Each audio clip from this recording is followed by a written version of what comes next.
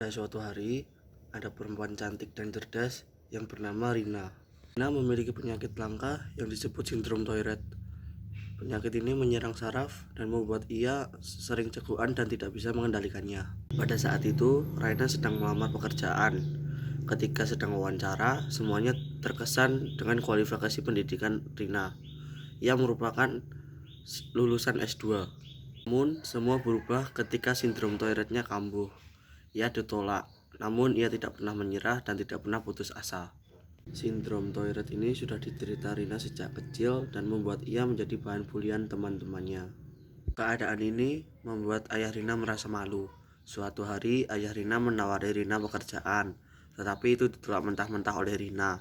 Setelah itu, Rina mengangkat telepon dan ia diberitahu bahwa ia diterima sebagai guru desain Norker. Rina pun merasa senang. Keesokan harinya, Rina pergi ke Norker. Di sana ia dijelaskan bahwa ia akan mengajar kelas 9F.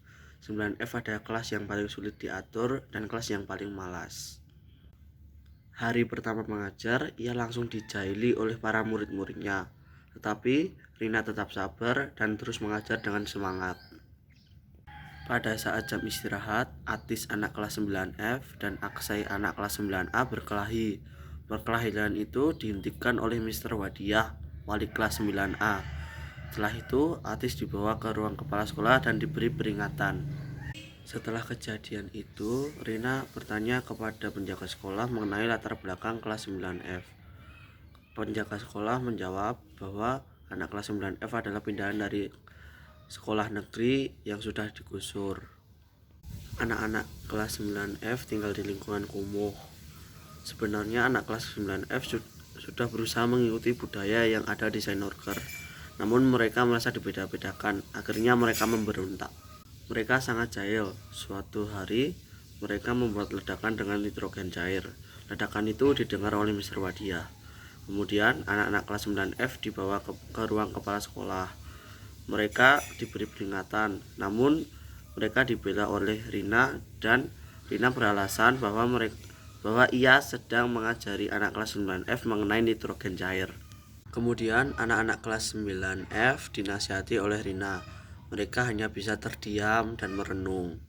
Rina melakukan terobosan baru dalam mengajar. Ia mengajak anak-anak kelas 9F untuk belajar di luar. Namun, anak-anak kelas 9F belum menemukan kepercayaan diri mereka masing-masing. Saat hari perwalian pun tiba.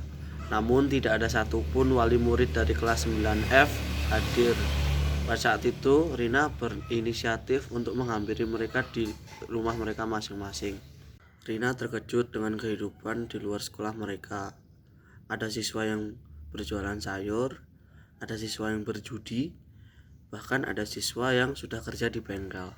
Saat di sekolah, Rina kembali memotivasi anak-anak kelas 9F. Anak-anak kelas 9F perlahan mulai mendapatkan kepercayaan dirinya. Pada suatu saat, Atis anak kelas 9F merusak karya milik anak kelas 9A yang akan dilombakan secara nasional. Hal tersebut diketahui oleh Mr. Wadiah. Lalu Mr. Wadiah memanggil Atis ke ruang kepala sekolah dan memberi skor kepada seluruh anak kelas 9F hingga waktu ujian tiba. Seluruh anak kelas 9F merasa kecewa dengan Atis. Lalu Atis minta maaf kepada mereka. Akhirnya mereka berdamai dan mereka belajar secara mandiri. Pada suatu saat, penjaga sekolah menawarkan soal kepada Atis. Lalu Atis menerimanya, lalu temannya diberitahu. Hal tersebut membuat semua temannya marah dan teman-temannya tetap belajar tanpa memedulikan soal tersebut. Ujian pun tiba. Atis kebingungan karena soal yang diberikan oleh penjaga sekolah dan soal ujian berbeda. Ketika ujian sudah selesai, teman-temannya merasa lega dan Atis pun juga merasa lega. Ketika pengumuman, semua anak kelas 9F dinyatakan lulus.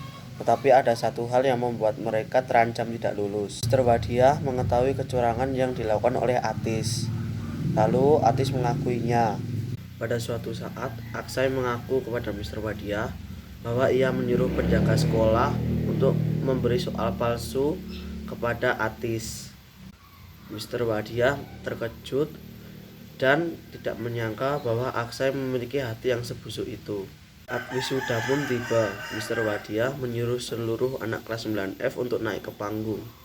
Mr. Wadia memberikan rencana siswa berprestasi kepada siswa kelas 9F dan memberikan pidato. Dalam pidatonya, Mr. Wadia berkata bahwa tidak ada murid yang buruk, yang ada hanya guru yang buruk. Sejak saat itu tidak ada lagi yang namanya perbedaan. Kelas 9A dan kelas 9F berteman satu sama lain. Saat sudah 25 tahun mengajar, Rina memutuskan untuk pensiun dan ia disambut oleh murid-muridnya yang dahulu. Selesai. Amanat dari cerita ini adalah tidak ada kata terlambat untuk berubah.